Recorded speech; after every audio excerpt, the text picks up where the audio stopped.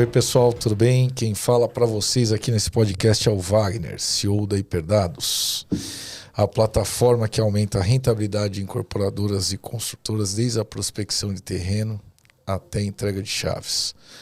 Hoje estamos aqui com a Karen, que é Head de Inteligência da Hiperdados, o Felipe, que é o Head de Geoprocessamento da Hiperdados, e o Matheus, que é o Head de Planejamento Urbano da Hiperdados. Nós vamos hoje trazer na pauta desse podcast de hoje um assunto bem interessante, onde vamos analisar 3 bairros distintos.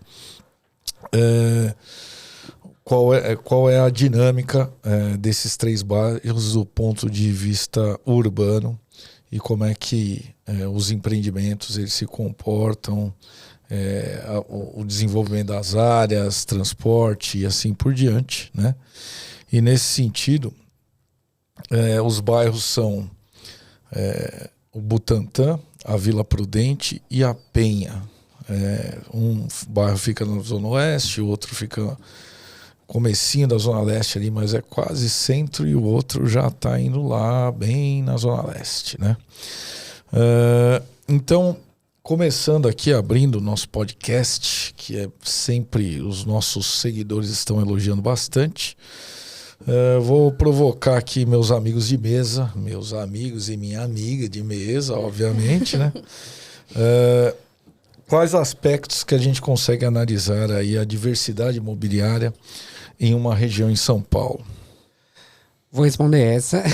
vou pegar essa porque eu acho que é um gancho que dá pra gente ter uma visão mais macro, né? Primeiro, olá para todo mundo que está nos acompanhando. Eu gosto de pensar que para fazer uma análise de uma dinâmica imobiliária, principalmente numa cidade como São Paulo, a gente pode pensar em muitos aspectos. Tem muitos fatores decisivos para isso. Hoje, a gente vai tentar focar um pouco em 3 principais deles, que o primeiro é a própria dinâmica dos lançamentos, né, dos empreendimentos. Então, os lançamentos recentes, a gente tem, né, a Karen sempre reforça para a gente práticas de mercado de análise desses dados, desses lançamentos, como que a gente articula as bases de dados para ter ali algo que seja factível para uma análise bem complexa. A gente também tem a parte de análise de planejamento urbano, de uma maneira geral. Aqui a gente está falando de legislação, mas a gente está falando de aspectos também que são da forma urbana, vamos dizer assim, né? Como que essas regiões tão diferentes podem ser comparadas. Eu acho que esse é o primeiro ponto, né? A gente começa Butantã, Vila Prudente e Penha. Parece estranho a princípio, né? Mas eu acho que se a gente pega esses 2 eixos, né, de comparação, e um terceiro, que aí o Felipe pode ajudar bastante a gente, que é a própria infraestrutura de transporte, né? Se a gente lembrar, o plano diretor de 2014, que retomou, né? Eu tô aqui sempre, quando a gente conversa, fazendo as atualizações de como está o processo de revisão do plano diretor. Então, agora que retomou o processo da revisão intermediária, o plano diretor a gente sabe, o Felipe a gente conversa sempre, está muito baseado nessa relação entre adensamento e projetos de infraestrutura de grande capacidade, vamos dizer assim. Então, principalmente estações de metrô, monotrilho, corredores de ônibus. Então, para começar, assim, a ideia vai ser a gente pegar essas 3 regiões, né, esses 3 bairros, e pensar um pouco, assim, às vezes, os arredores, e nesses aspectos fazer uma análise. Então, por exemplo, vamos começar com o Butantã. Eu acho que é o que mais se distancia, assim, né, tanto geograficamente quanto também em aspectos assim, mercadológicos e afins. E aí eu vou pedir, Karen, para você ajudar a gente inicialmente, assim. Dá um panorama geral, o que você vê hoje no Butantã, assim, acompanhando os lançamentos, acompanhando público-alvo, tipos de unidades que são lançadas, como que é, assim, na sua visão? Certo. O Butantã, ele tem um público bem adensado, principalmente por conta da universidade. Então, a gente vai ver lá muito estúdio, muito dormitórios. Para vocês terem uma ideia, de 2018 para cá, foram 60% das unidades lançadas lá são dessa modalidade. De até 39 metros quadrados, sua grande maioria com até um dormitório. Então, a gente vê que é um público bem voltado para atender essa demanda da universidade, dessas novas pessoas que estão morando sozinhas. Só que a gente também vê uma outra vertente ali no Butantã, apartamentos acima de 100 metros quadrados, com 4 dormitórios. Lógico, é muito menor a capacidade de lançamento desse tipo de unidade, mas ela existe porque também é absorvida. É um bairro que tem tradicionalismo no mercado imobiliário, ele lança há muitos anos, é um mercado que não teve, você não vê ele abandonado. Todo ano tem uma quantidade considerável de lançamentos nessa região. E o preço do metro quadrado, por a gente estar perto ali de Pinheiros, Faria Lima, vai de 10.900 a 11.000. É um valor considerável e é um valor mais acessível. Então, dá pra gente trabalhar. Com essas diversas modalidades, tipologias. Exato. Né? E aí atende todos esses públicos. Tanto quem quer um alto padrão de 4 dormitórios, acima de 100, quanto um estúdio para um universitário ou mesmo para um investidor.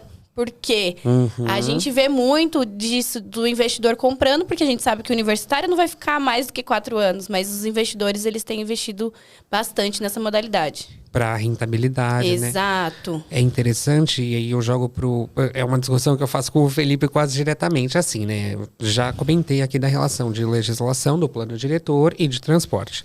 Mas, e o Butantã, ele grita isso, né? Assim... A estação de metrô do Butantã, ela mudou muito a dinâmica do bairro em si em relação a novos empreendimentos, né? Isso. Eu vejo isso, por exemplo, o transporte que tem uma atratividade de um novo público-alvo, né? Que vai estar ali com essa relação. Aqui adiantando, fala um pouco disso de transporte. E puxando isso que a Karen falou, praticamente o bairro ele tem 2 perfis ali, né? O perfil do mais jovem que estuda ali, tem um estúdio.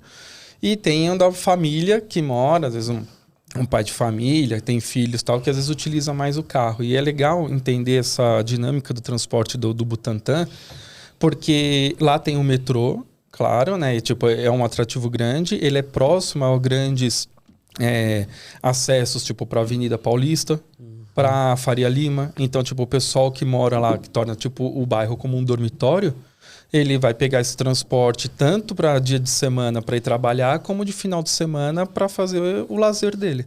Então, tipo, esse público que está lá, que é mais jovem, tudo, o próprio Butantã mesmo, no bairro, ele não tem um equipamento cultural do que próximo. Então, tipo, até o shopping, que é Butantã, ele está na Vila Sônia.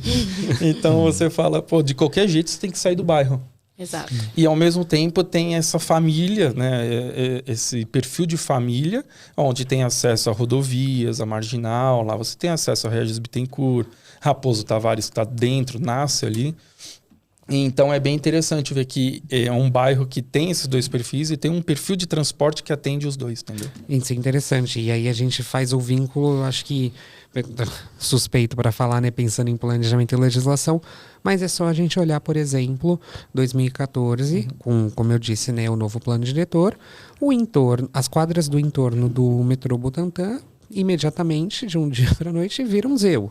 E aí, eu prometi, não vou explicar novamente o que é ZEU, acho que todo mundo já ouviu bastante, e no dia a dia da incorporação em São Paulo a gente sabe a importância dessa zona, mas é muito interessante, né? Tipo, é visível como no Butantã, onde você tem quase que uma restrição, uma barreira invisível que é legislativa. Porque você tem ZEU e tem empreendimentos. Onde não tem empreendimentos no Butantã, são zoneamentos como zonas corredor, que é a margem da Raposo Tavares, exato. etc. Ou zona exclusivamente residencial 1, que o CA máximo é 1.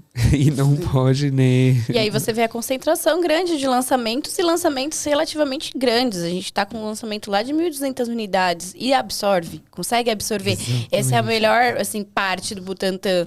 Eles, se você vê hoje, tem 20% de estoque naquele miolo de bairro. Nossa. Então, assim, absorve muito bem o que é lançado ali. E são lançamentos constantes. Você sempre tem anunciado alguma coisa nova no Butantã. Então, sim, são lançamentos frequentes, mas é uma região bem adensada. Você pode ver que os lançamentos são ali, um grudadinho do outro. Interessante. Eu gosto de começar essa discussão com o Butantã, porque, pelo menos do meu ponto de vista, assim, e ouvindo vocês aqui, a gente percebe que é uma região que... Eu tô sempre olhando no impacto da legislação, né? Lembrem disso. Então a gente tem Zeu e de fato ela impactou completamente, né, a dinâmica imobiliária da região, a gente sabe disso, mas quando a gente passar para Vila Prudente, para Penha, a gente vai ver que tem ali diferenças bastante importantes, né? Esse tradicionalismo, né, do Butantã, essa consolidação como uma localização, vamos colocar assim, privilegiada mesmo na cidade, né? Exato. Quem não quer morar no Butantã tem um nome, tem um prestígio, tem também uma consolidação. Eu acho que até passa uma imagem de qualidade de vida morar no Butantã. Exato, há muita área verde, né? Exato. E Exatamente. também em relação ao da USP, né? Tá próxima à maior universidade da América Latina. Então, e agora com essa infraestrutura de transporte, tipo, casou tudo para que seja promissor, entendeu? Perfeito. E aquele quadrilátero entre Francisco Morato, Camargo, MMDC e Sapetúba virou um canteiro de obra enorme, Exatamente. né? Um Que negócio assim. Quando a gente pensa em zoneamento, é Zeu. Sim. Né? Zeu. Que é do lado do metrô e o início das duas rodovias. Perfeito. Então, tipo, tem localização melhor, assim, para...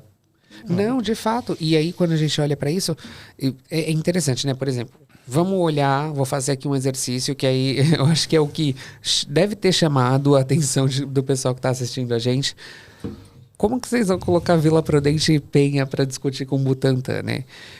Do ponto de vista, assim, de grau comparativo, eu acho que um principal elemento que motivou, né, essa discussão foi a maneira como o zoneamento impacta, não sozinho, claro, eu acho que esses casos que a gente está analisando mostram isso, mas como o zoneamento tem um impacto na forma como essas regiões incorporam essas dinâmicas de novos empreendimentos. Vou ser mais claro.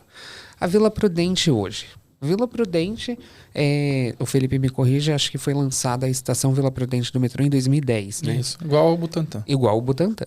Em 2014, a gente já tinha uma dinâmica imobiliária bastante, quase que pronta para aproveitar essa mudança de zoneamento, né? Desde 2014, 2015, aproveitando dessa mudança de legislação, você tem ali um mercado que vai absorver essa demanda e vai consumir o estoque que for gerado ali. Com a Vila Prudente ali em 2014 é uma situação um pouco diferente, né? Acho que o Wagner consegue ajudar a gente aqui, porque a gente tem em 2014 um cenário bastante de crise do mercado imobiliário, né? Que afetou muito o setor como um todo. 2014, 2015 a gente teve muita coisa que aconteceu, né? A gente não pode esquecer de reeleição, de 3,20, de 7-1, e veio uma recessão econômica que ela era para ter acontecido no Brasil, no planeta ela aconteceu em 2011, 2012, mas em certa medida o governo federal ele foi fabricando uma economia que estava funcionando em função de reduções de impostos e etc. Mas isso ficou insustentável. Até culminar, né, em 2014, 2015, um cenário que impacta, né? De repleta incerteza, recessão e teve um movimento muito, mas muito ruim, que uma grande empresa de incorporação ela estava passando por uma situação difícil e ela começou a queimar estoques, e aí veio um problema gigantesco de extratos, e isso gerou um susto, né, nas empresas de incorporação imobiliária em geral, e os lançamentos deram uma brecada. Exato. Em algumas regiões, né? E aí se você for olhar, se a gente for comparar então o Butantã, ele funcionou, o mercado de desenvolvimento imobiliário teve mais avidez para consumir Butantã do que consumir Vila Prudente. Perfeito. Eu acho que até isso também aconteceu em função da incerteza de entrega de monotrilhos e etc., que a Vila Prudente até hoje, aquela região da estação ali ainda tem obra, né? Então, tudo isso em alguma medida vai assustar aquele cara que vai morar no futuro naquele prédio. Então, o incorporador também tem esse olhar. Nesse sentido, os empreendimentos nesta região da Vila Prudente, eles não proliferaram na mesma velocidade quanto de imediato, né? Assim, é o que eu estava comentando, e nessa semana a gente estava conversando sobre isso. ZEU no entorno do metrô Vila Prudente desde 2014. E por que a gente não viu isso de imediato? São esses aspectos, mas também tem outros elementos, assim, né? Eu quero explorar eles, mas eu não quero passar por cima de algumas coisas. Primeiro, por exemplo, para a gente seguir uma ordem, queria que a Karen de novo ajudasse aqui num panorama do que né, na visão da inteligência de mercado se lança na Vila Prudente e nos seus arredores, assim, próximos, um pouco na lógica. Assim. Então, diferente do Butantã, que consegue absorver uma unidade de 100 metros, a Vila Prudente até consegue lançar, mas não é na mesma capacidade. O foco deles é 2 dormitórios. E estúdios também não conseguem absorver tanto, né? Então a gente já vê uma mudança. Por quê? A Vila Prudente vamos se dizer que eu estou crescendo na região em que eu moro, eu vou para uma região melhor. Então eu vou para Vila Prudente, para quem está ali naquele pedaço da Zona Leste. E aí também tem muito programa social envolvido em alguns aspectos e outros empreendimentos que têm grandes diferenciais, mas 2 dormitórios domina a Vila Prudente. A gente vai ver muito empreendimento ali de 40, 70 metros quadrados. Até tem um de 30, família, 39. Família, né? Mas são famílias, 2 dormitórios. Mesmo esses de até 39 metros, eles absorvem no 2 dormitórios, não no 1, como a gente veria no Butantã, né? É um público diferente. E a ocupação daquela Avenida Anhangamelo era assim, ela principalmente no início ali, que eu não sei se é o início ou o fim, perto da estação, ela era essencialmente de lojas de carros, né, de veículos, Sim, etc. Na década de 2000, tinha mais lojas de carro que pessoas. E isso possibilitou termos grandes condomínios de lazer ali naquela região. Então ali tem condomínio. O condomínio não é só o condomínio, ele tem um bom lazer ali para a pessoa que vai morar ali. E é uma avenida de importância muito grande porque ela faz interligação intermunicipal, né? Exatamente, com Santo o ABC, André, né? Isso. E mesmo com essa questão da Vila Prudente, com essa incerteza da Vila Prudente, tipo a estação, como você falou, 2010, em 2014 veio um monotrilho, mas também foi uma incerteza, né? Todo mundo tinha aquela dúvida, será que vai rodar? E fica aquele tempo de teste, mas aí ninguém sabia se ia dar certo. Então, para as construtoras, e apostar naquilo também fica nessa incerteza. Entendeu? E a gente não pode esquecer do ciclo, né, de incorporação. É algo que a gente sempre pontua. A gente, é igual o Wagner comentou, vai na Vila Prudente, vai na Estação Oratório, o entorno hoje é todo, não só obras do metrô e do monotrilho, mas é todo de novos lançamentos. Mas não é que lançou agora, são obras que estão ali, da tua metade para o final, que foram lançadas em 2019, 2020, Exato. que estão, né, que tiveram esse momento, vamos chamar assim, de atraso nessa corrida pós-2014, mas conseguiu ocupar um espaço de uma centralidade meio regional nessa dinâmica, né? Porque da forma como eu vejo, eu vou trazer algumas questões aqui para a nossa discussão. A forma como o zoneamento, né, ZEU, na Vila Prudente, no entorno ali da Estação Oratório, nas outras estações da linha 15 Prata, acontece, é bastante concentrado. Então, se a gente lembrar que o Butantã tinha uma concentração de lançamentos, mas porque o zoneamento em volta não permitia, lembra disso? Perfeito. A Vila Prudente permite, assim, para além da ZEU, você tem zona mista, você tem ali elas outras... estão concentradas nas estações. E assim, não é que não tem prédio nessas zonas mistas, tem um ou outro, e eles normalmente são mais antigos, mas o que a gente vê hoje de lançamento, Karen, me corrija se estiver errado, os dados caminham nesse sentido, né? Sim. É uma concentração no entorno da ZEU. Sim, e assim, Da estação. a gente vê que os lançamentos estão acompanhando o lançamento das novas estações. Lançou-se no Vila Prudente, agora lança-se no Oratório, vai lançar nas próximas estações, a gente vê esse movimento de novos lançamentos, né? Até porque, por conta dessa valorização, esse grande volume de lançamento hoje na Vila Prudente, que já elevou o metro quadrado a 9.700, a gente não consegue absorver mais tanto uma demanda mais baixa de uma pessoa com uma renda mais baixa. A gente vai ter que começar a afastar, né? Um pouco. Mas essa mesma pessoa consegue ter a mesma mobilidade do que se tivesse na Vila Prudente. Por conta dessa infraestrutura de transporte, Exato. né? Mas eu acho interessante também que, por exemplo, a ZEU definitivamente não é suficiente para definir se vai ter ou não lançamento. Vamos pegar 2, 3 estações da linha prata para frente. Você vai ter ZEU, desde 2014.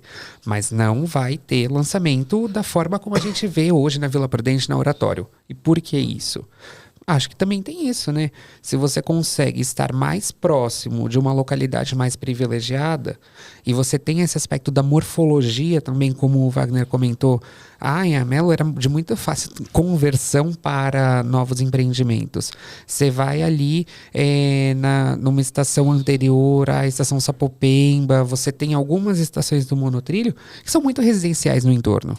Então, mesmo sendo ZEU, vai compensar você transformar em novos empreendimentos para conseguir, né, absorver uma demanda, se 1 metro quadrado for autossuficiente para você conseguir adquirir aquelas casas, né? A consolidação de um terreno ali encarece aquele lançamento. A viabilidade, quanto mais propriedades estiverem envolvidas para você consolidar uma área para encaixar um edifício, mais complexa a negociação, portanto mais caro fica e mais difícil de viabilizar.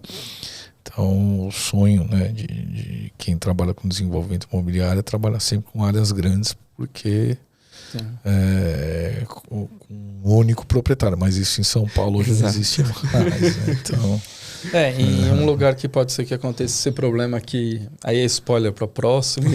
Já vai adiantar. É água rasa. Vai ter estação de metrô lá, só que lá é extremamente adensado. Então, E de maneira horizontal, né? Sim, horizontal. Então. Mas assim, o que eu vejo, né? Uma hora o Butantã vai, esgotou, vai virar um lugar meio assim, tipo aquele quadrilátero vai ficar lotado de prédio, vão esgotar a ZEU, aí vão para outras regiões que também tem ZEU e assim, é sempre bom lembrar que o incorporador que difícil, são os maiores, eles vão atuar de maneira mais aberta no sentido de se regionalizar. Os menores, os caras ainda sempre estão olhando pro seu bairro, né? Pro seu bairro. Então, assim, é o gancho perfeito, né, Wagner? Desculpa.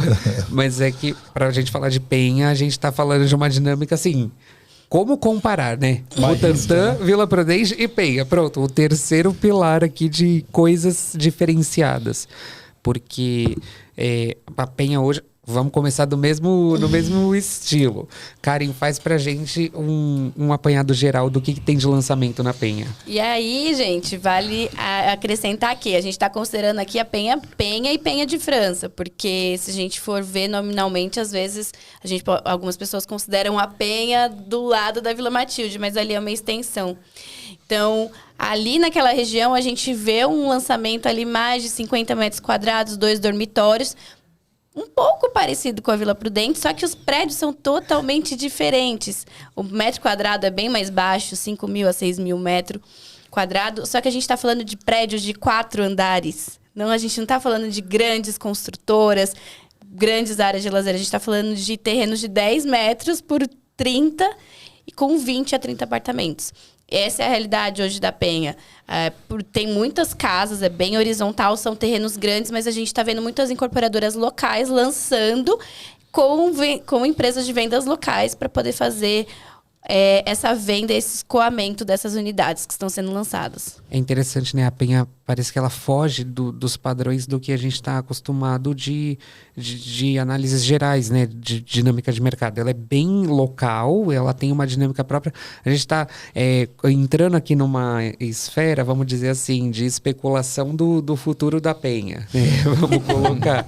Porque ela parece estar inaugurando uma tendência bastante, né? Tipo, que tem a cara da Zona Leste. Isso, a gente vê esse movimento não só na Penha, acho que da Penha para trás a gente vê muito esse movimento, mas a gente também vê grandes incorporadoras migrando para essas regiões. Exatamente. E a Penha não vai ficar para trás nesse quesito. Até porque, né, quando a gente joga pro Felipe de novo... extensão da linha 2, né? É isso que vai puxar muita gente para lá. Vai ter uma estação, a ligação da linha vermelha com a linha 2, que já vai ser um movimento absurdo, que vai evitar muita gente de sair da linha azul para poder pegar a linha verde. E vai ter mais uma estação próxima ao mercado, né? O mercado municipal da Penha e o terminal de ônibus, e ainda uma na Ticoatira. Então, cruzar ali todo. Cruza a Penha inteira e essa como primeira etapa de entrega, né? A próxima etapa vai até Guarulhos. Então aí já liga intermunicipal também. Então, e tem cara, tem um negócio na Penha que falta na Penha, por exemplo, quando a gente estava falando do Butantã, em todos esses lugares que a gente está vendo grandes lançamentos, eles não estão somente apoiados em uma estação de metrô, mas em grandes avenidas. Sim. Na Penha você não tem isso. Sim. Qual a grande? Além da Marginal que está lá do outro lado, o trilho E a metrô, Radial. a Radial que está do outro lado do trilho Está de metrô. entupida. Então, a Vila Prudente a gente porque tem... É legal isso, né, cara? Porque quando você fala assim, pô, vou fazer pensa com a cabeça do incorporador, né? Vou fazer um empreendimento imobiliário. Tem que ter bastante passagem de gente aqui. Então, quando você tiver estação de metrô, ok. Uhum. Mas enquanto não chega a isso, né? Como Exatamente. é que é? Tipo... E a legislação, ela tá descrito, tipo assim, a materialização hoje do zoneamento na Penha segue muito isso. A gente tem onde vai passar esse corte com o metrô, tudo como ZEU prevista. O que é a ZEU prevista? Essa eu explico, eu falo pouco. É a ZEU que hoje tem um CA máximo de 2 e um limite de gabarito de 28. Então, assim, é quase como se tá esperando ali fazer a transformação de ZEUP para ZEU, para de fato ter um maior dinamismo econômico ali de mercado, né, de lançamentos. Mas não esquecendo o que a Karen falou, é bastante adensado, né, de casas. Então, assim, essa dinâmica, eu brinquei, né, que a gente está aqui especulando sobre o futuro da Penha no sentido mais positivo do termo, assim, né? A gente já vê alguma aposta, né, de algumas incorporadoras grandes de tentar um lançamento diferenciado que foge do padrão do metro quadrado. Exato. Mas será? O que eu me pergunto? Será que, como a ZEU funciona na Vila Prudente, na Oratória, ali em torno da estação, que fica muito concentrado, será que quando a gente tiver ZEU ali no meio da Penha, vamos estar falando de uma concentração bem específica em ZEU? Eu acho que não. Por conta disso, sabe? Dessas outras modalidades e formas de atender essa demanda. Pois é, e aí, por exemplo, vamos pegar a grande avenida que corta a Penha e o Cangaíba. É a Ticoatira. Uma grande avenida. Sim. Que liga a Guarulhos, né? Lá não tem.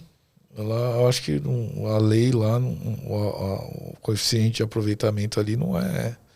E não tem estação de metrô próximo, nem prevista, né? Um negócio assim meio diferente. Né? Se eu não me engano, ali mais pra cima tem uma estação de trem, não tem, Felipe? Tem, mas ali é Assis Ribeiro. Na Francisco Ribeiro, isso, exatamente. Mas nela mesmo não tem. Cangaíba, quem atende Cangaíba hoje é a Penha. É a estação da Penha. Exatamente. Por isso que lá tem milhares de linhas de ônibus e ônibus intermunicipal, terminal, lotação, aquele terminal, para atender, porque é muito adensado e agora que estão pensando em fazer e vai fazer. E essas outras regiões que você comentou, Wagner, também me vem na cabeça que elas são mais próximas da Zona Leste do que a Penha é do centro, por exemplo, ou de uma parte ali do Tatuapé. Muito mais. Então, também tem isso, né? Igual quando a gente vê ali próximo, no meio da linha 15 prata do monotrilho. É ZEU, Não tem os lançamentos que a gente vê onde tem 1 metro quadrado elevado. Por quê? Por conta, né, dessa desvalorização que vai seguindo Perfeito. o caminho da Zona Leste. Assim, Exato. Não, concordo plenamente com você. Gente, estamos aqui, estamos avisando que estamos acabando com o tempo. Acho que para mim ficou bastante claro que é possível a gente traçar paralelos entre 3 bairros tão distintos, Sim. mas que têm elementos bastante conectados, né? Então a gente está falando tanto da legislação quando a gente fala de ZEU, mas a gente também está falando de formas diferentes da dinâmica imobiliária funcionar, né? Em cada uma dessas regiões e como justamente por ser uma dinâmica, né? Não ser estático, vai migrando e vai acompanhando os estímulos.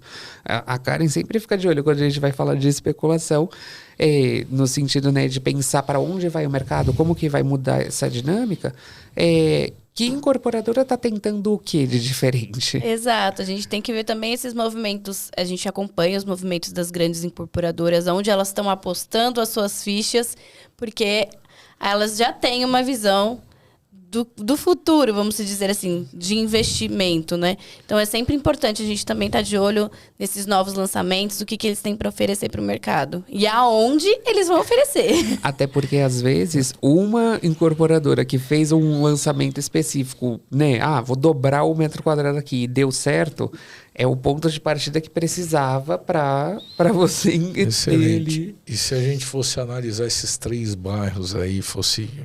olhando hoje, sem querer se comprometer muito com o futuro, porque isso é um negócio complexo, né? Sobre a ótica, olha, estou analisando tendências, é possível dizer assim, se fosse para olhar os 3 bairros, vou chamar um de canteiro de obra absoluto, que é o Butantã, outro que está nesse processo, mas a gente não sabe se vai ser isso, está com bastante obra acontecendo, que é a Vila Prudente, e aí até é uma onda que vem, canteiro de obra espalhado no Butantã, depois a Vila Prudente tem bastante canteiro, mas ainda não tem a mesma quantidade que o Butantã, até chegar na Penha, é isso? Nos próximos 6 meses, 1 ano, 2 anos, 3 anos, é difícil falar, né? É difícil, é muito difícil, porque ainda a gente está nesse movimento que eu falei, de pequenas incorporadoras na Penha, porque ainda tem muita questão de... não tem tanto terreno grande disponível, né? Então a gente tem que ver aí quais são as cenas dos próximos capítulos, mas eu tô vendo assim um movimento de grandes incorporadoras na região. Uma coisa é certa, né? Quando a gente começar esse processo de transformação dessa morfologia, né? Assim como aconteceu, salvando as devidas, né, comparações com o próprio Butantã, com o Tatuapé, com o Vila Madalena, né? Que tem essa coisa de arrasa quarteirão. Começando isso, é difícil parar, né? Assim, porque a valorização, ela acompanha muito rápido essa dinâmica. Excelente. Né? E lá, se a gente for olhar a Penha ainda, eu estou olhando aqui dentro de Hiperdados, a Avenida Ticoatira. Lá está falando que é uma ZEUP. ZEUP prevista, isso. Por causa da estação, né? Entendi. Tem uma estação prevista da linha 2. Ou seja, isso aqui vai ter um boom, porque aqui é uma avenida larga, tem um monte de coisa, vai ter metrô perto. Então, esse boom pode levar ainda... A gente não sabe quanto tempo vai acontecer, vai estar acontecendo isso, mas vai acontecer um dia, né? Vai acompanhar o movimento da Penha. Eu acho que assim, vai ser... eu acho que toda a linha... ela vai fazer extensão, né? A gente, igual falou, do spoiler da água rasa. Mas a Penha, a Ticoatira, todas essas novas estações, elas vão trazer novidades para o mercado imobiliário. E isso a gente não pode deixar de acreditar.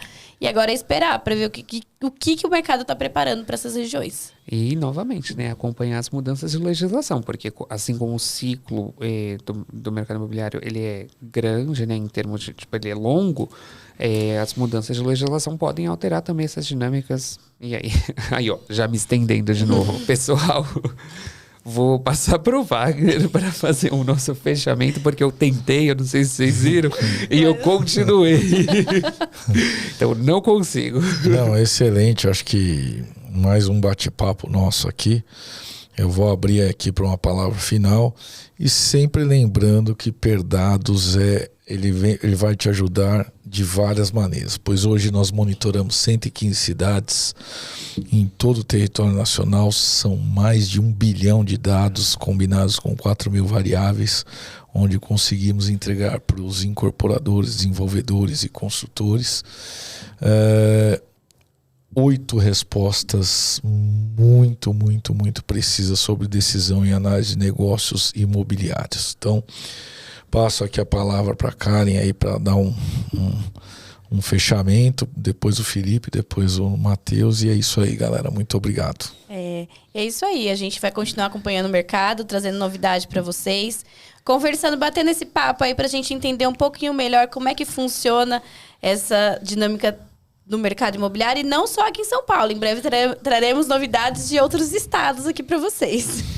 Excelente. É isso aí, pessoal. A gente está de olho no mercado, mas também a gente está de olho em outras áreas. Estamos de olho em projetos de transporte, novas tecnologias. Então, e como ela falou, não é só São Paulo, vem novidades aí para os próximos hiperpapos. Já falei mais do que eu devia aqui. Então é só isso, pessoal. Obrigado por terem acompanhado a gente hoje. Excelente. E se quiser saber do futuro das cidades, vem para Hiperdados. Muito obrigado e até a próxima. Tchau, Até a pessoal. próxima. Tchau.